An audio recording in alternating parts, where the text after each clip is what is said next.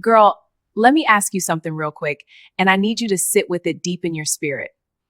Have you ever been 22, standing on a graduation stage in front of 3,000 people, giving the keynote speech while your own mama and daddy sat in the front row with their faces drained of color? And because they came to cheer for your twin sister, had no clue you even went to the same fancy school, and definitely didn't know the bad investment they refused to fund 4 years earlier was now the star of the whole show?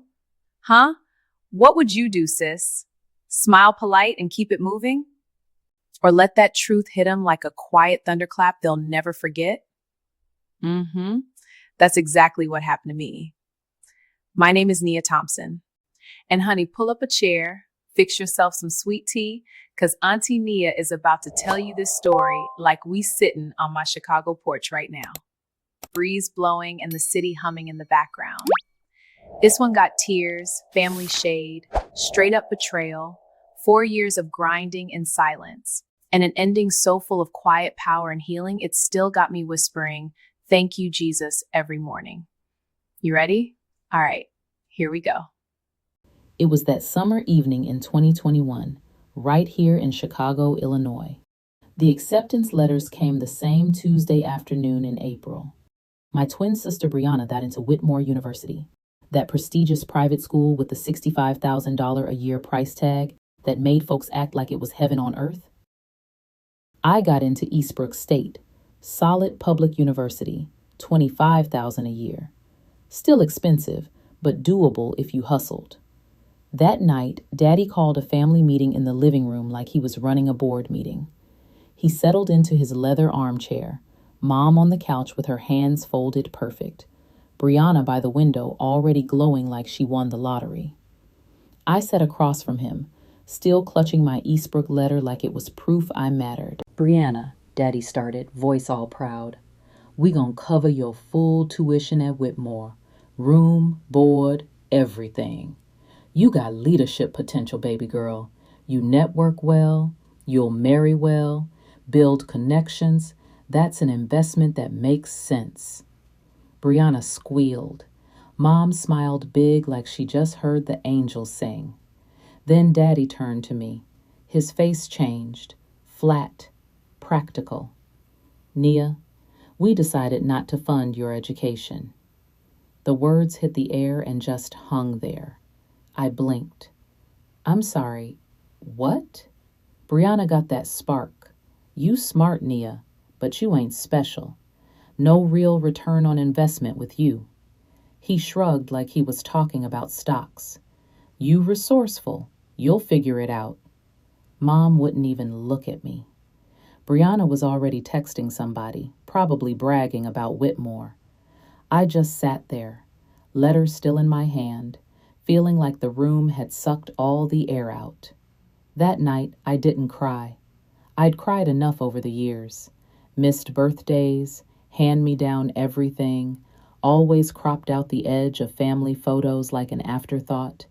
Instead, I sat in my room and realized something that changed my whole life. To my parents, I wasn't their daughter. I was a bad investment.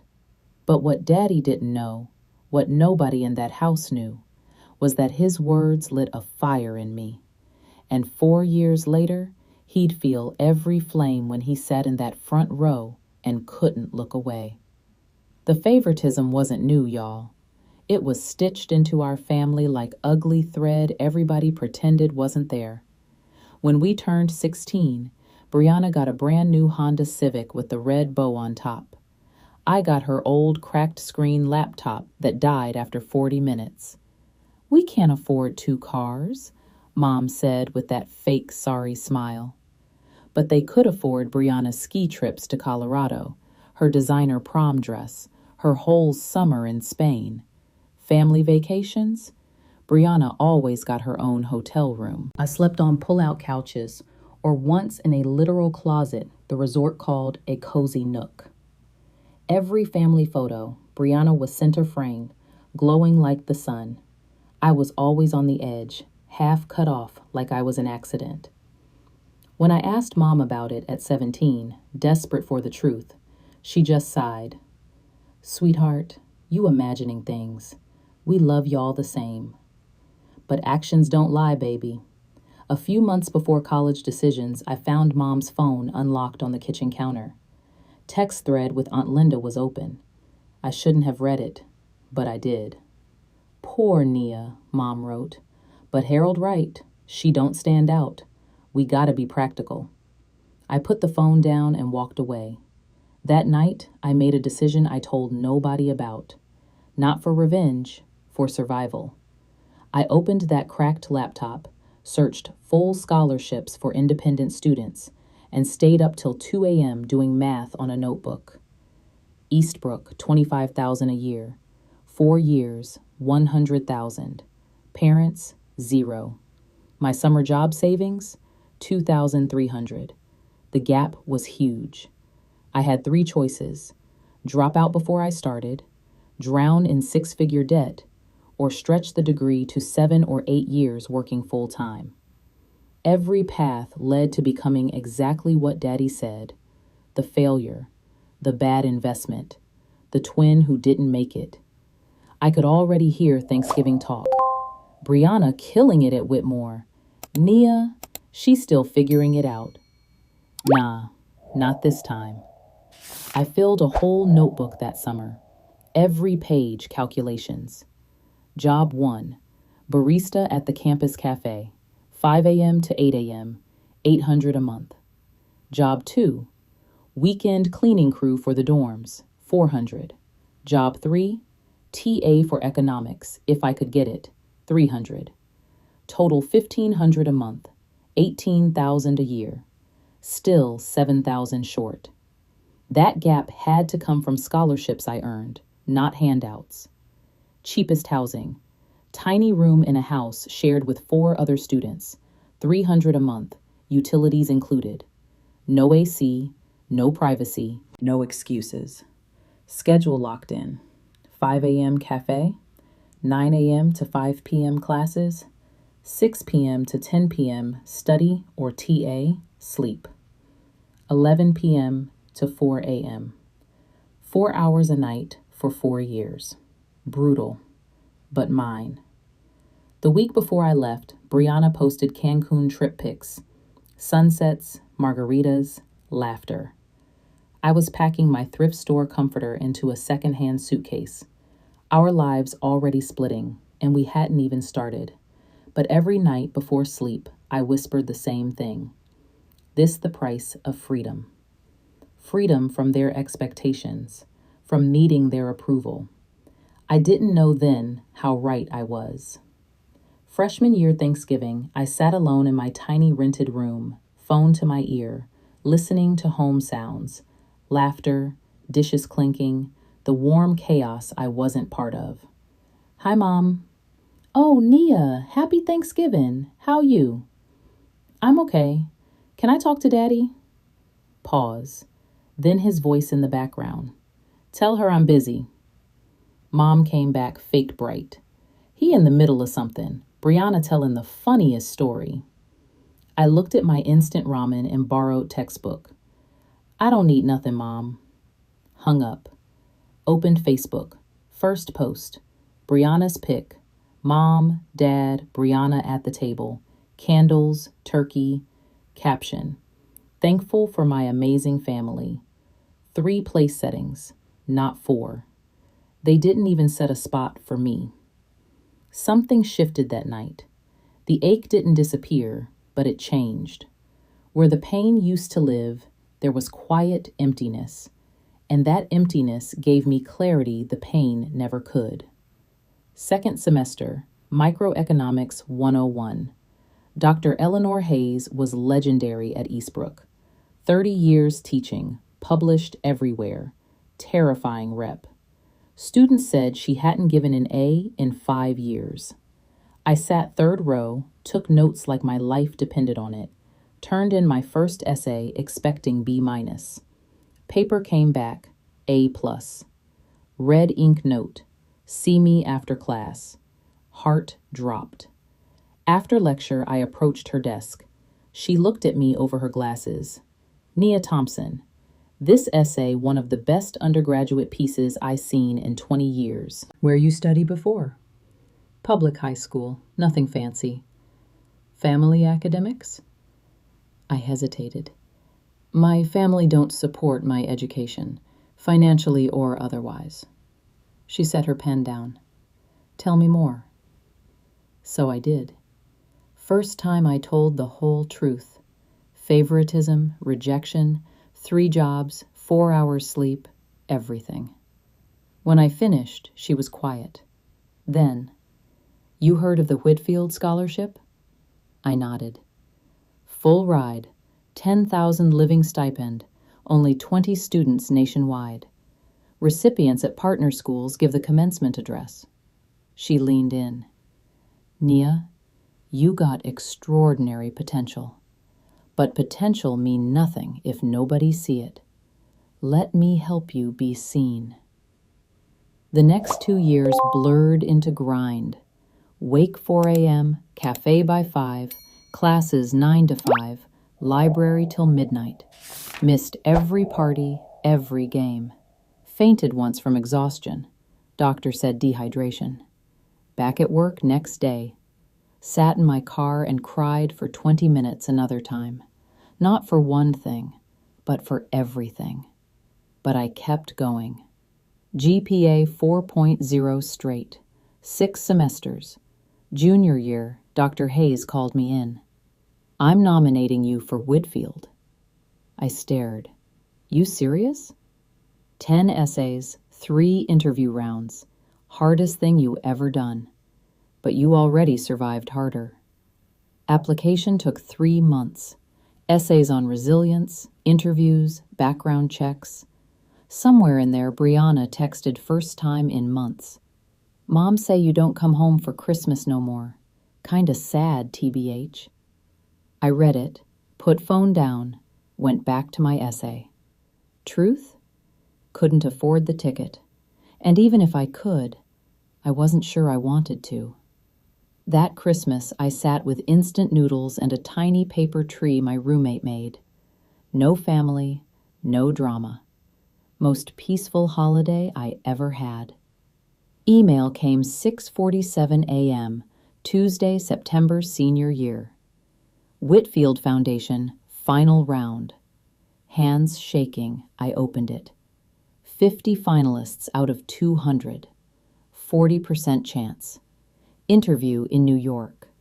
Bank account, $847. Flight, $400 minimum. Hotel would eat the rest. Rent due soon. I was about to close the laptop when my roommate knocked. Nia, you look like you seen a ghost. Showed her the email. She screamed. You going. End of discussion.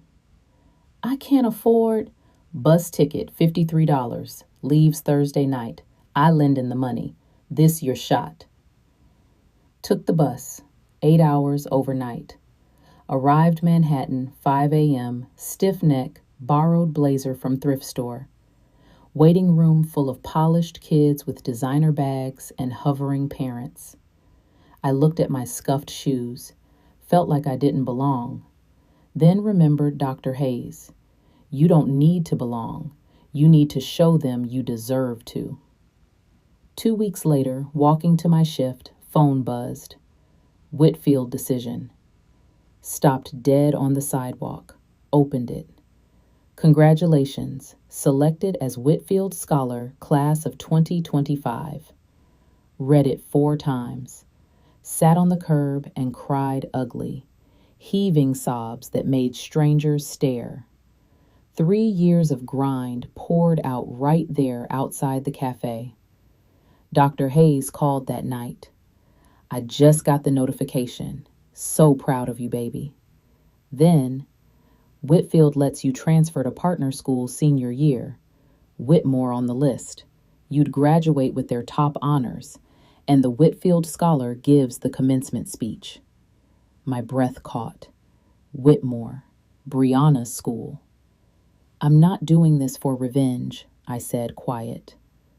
I know, but if they happen to see you shine, that just a bonus. I transferred. told nobody in my family. 3 weeks into final semester at Whitmore, I was in the library 3rd floor when I heard the voice that dropped my stomach. Oh my God, Nia? Brianna stood 3 feet away, iced latte in hand, mouth open. How are you? Couldn't finish a sentence. I closed my book, calm. Hey, Brianna. You go here? Since when? Mom and Daddy didn't say. They don't know. She blinked. What you mean they don't know? Exactly what I said. They don't know I'm here. How? They not paying, scholarship. Whitfield. Her face shifted. Confusion, disbelief, then something like shame. Why didn't you tell nobody? I looked at my twin, the one who got everything. Did you ever ask? She opened her mouth, closed it. I gathered my books.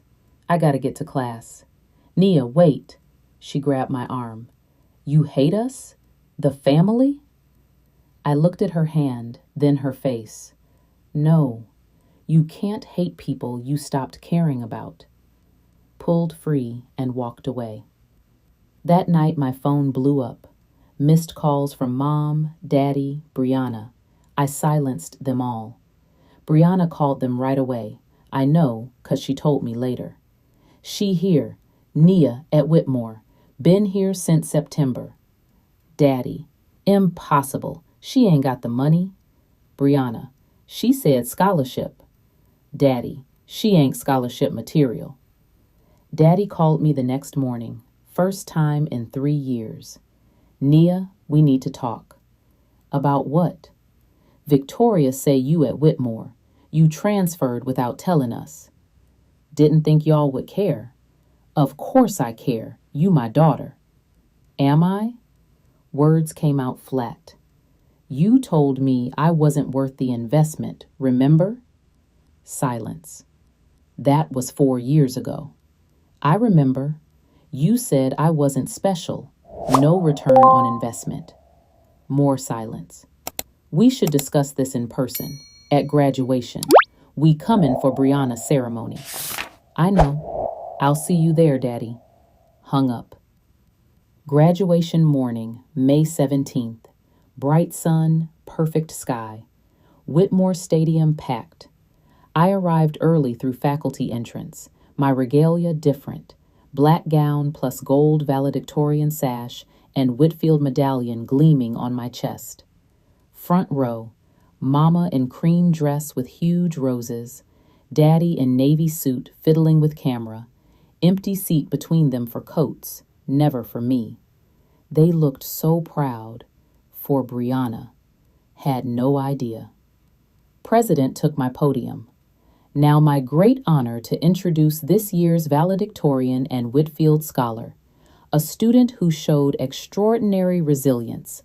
Please welcome Nia Thompson. For 1 second, nothing. Then I stood. 3,000 eyes turned. I walked to the podium, heels clicking, sash swaying, medallion catching light. Front row, Daddy's hand froze on camera. Mama's bouquet slipped. Confusion, then recognition, then shock. Faces pale like ghosts. Brianna's head snapped toward stage. Jaw dropped. Mouth formed my name. I reached the podium, adjusted mic. 3,000 applauded. My parents didn't, just sat frozen. I let applause fade, leaned in. Good morning, everyone. 4 years ago, I was told I wasn't worth the investment. Front row. Mama's hand flew to her mouth. Daddy's camera hung useless. I spoke steady, told about 3 jobs, 4 hours sleep, instant ramen, borrowed books. Told about learning to expect more when everyone expected less. Didn't name names, didn't need to. To anyone told you not enough, you are. You always have been. I am not here because somebody believed in me. I am here because I learned to believe in myself. Thunderous applause, standing ovation, people rising for a girl they never met. I stepped back. As I left the stage, I saw the founder of the Whitfield Foundation waiting, shaking my hand while my parents watched their bad investment treated like gold. After, they approached through the crowd like walking through water. Daddy first. Voice hoarse. Nia, why didn't you tell us? I took a sip of water from a server. Did y'all ever ask? Mom crying real tears now. Baby, I'm so sorry. We didn't know. Y'all knew. Y'all chose not to see. Daddy, I made a mistake.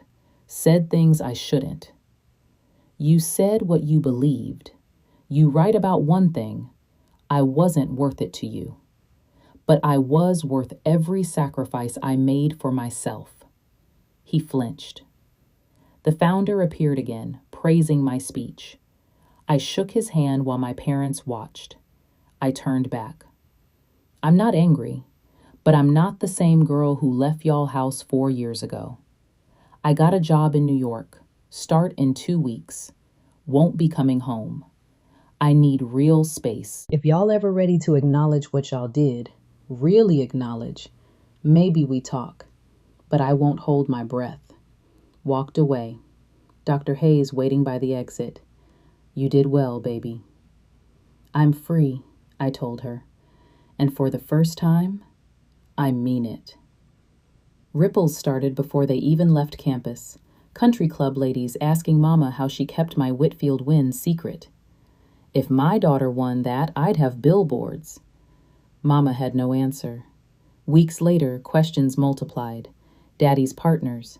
Saw your daughter's speech online. Incredible. You must have pushed her hard. He couldn't admit the truth. Brianna called 3 days later. Mom ain't stopped crying. Daddy barely talk. Just sit there. I'm sorry to hear that. Are you? I don't want y'all suffering, but I ain't responsible for fixing what y'all broke. 2 months later, I stood in my small Manhattan studio, paid for with my first paycheck at a top consulting firm, promoted twice already, starting MBA at Columbia this fall, company paying.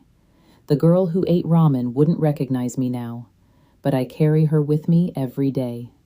Mama sent a 3-page handwritten letter, read it twice, folded it, put in drawer. Not ready to reply yet. Not punishing, just needing time to decide what I want on my terms. Daddy called 6 months later, voice tired. I was wrong. About everything. No excuse. I failed you. I hear you. What you want from me. I don't want nothing from you anymore. That's the point. But if you want real talk, honest, no deflecting, I'll listen. Maybe. We still figuring it out. Slow, honest. No pretending everything fine. Brianna and I grab coffee once a month. Awkward sometimes, but we learning to be sisters as adults. She trying. I see it. Last month, I wrote a $10,000 anonymous check to Eastbrook Scholarship Fund for students with no family support. My roommate cried when I told her, "You literally changing somebody's life."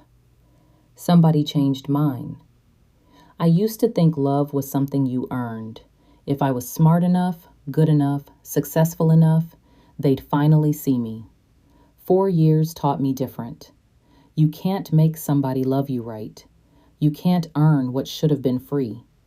And you can't spend your life waiting for people to notice your worth. I look at my life now, apartment, job, friends who chose me, and I know I built this, every piece, not out of anger, out of necessity. Their rejection didn't break me, it rebuilt me. The girl who sat in that living room desperate for approval, she gone. In her place, a woman who knows her worth and don't need nobody to validate it. Some nights I still think about them. The dinners I wasn't invited to, Christmas photos without me, the money they spent on Brianna while I scraped by. It hurts sometimes. I don't think it ever stops completely, but the hurt don't control me no more. I learned forgiveness ain't letting them off the hook. It's releasing my own grip on the pain. I ain't all the way there yet, but I'm working on it. For me, not for them. If you watching this and my story hit home, if you ever been overlooked, told you not enough by the people supposed to love you most, hear this. They wrong. Always been wrong. Your worth ain't determined by who see it. It exists whether anybody acknowledge it or not. I spent 18 years waiting for my parents to notice me. 4 more proving I didn't need them to. And you know what I finally learned? The approval I was chasing was never gonna fill the hole. Only I could do that. To anybody estranged, still fighting for scraps, or just realizing the love you getting ain't the love you deserve, it's okay to protect yourself. Okay to set boundaries. Okay to decide you matter more than keeping the peace. And okay to forgive, but only when you ready, not a second before. You don't need your parents, siblings, or anybody to confirm what you already know deep down. You enough. You always been enough. Look in the mirror right now and say it out loud. I am enough. That the first step. The rest, that's up to you. But I believe in you.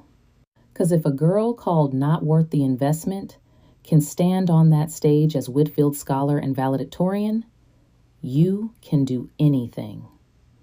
So tell me, sis, if your own parents looked you in the eye and said you wasn't worth investing in, would you have folded? Or would you have built something so powerful they had no choice but to finally see you?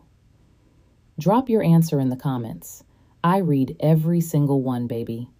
Type, I am enough, if that hit your spirit. If my story moved you, if it made you feel seen, stronger, ready to choose yourself, hit that like button, subscribe, and turn on notifications.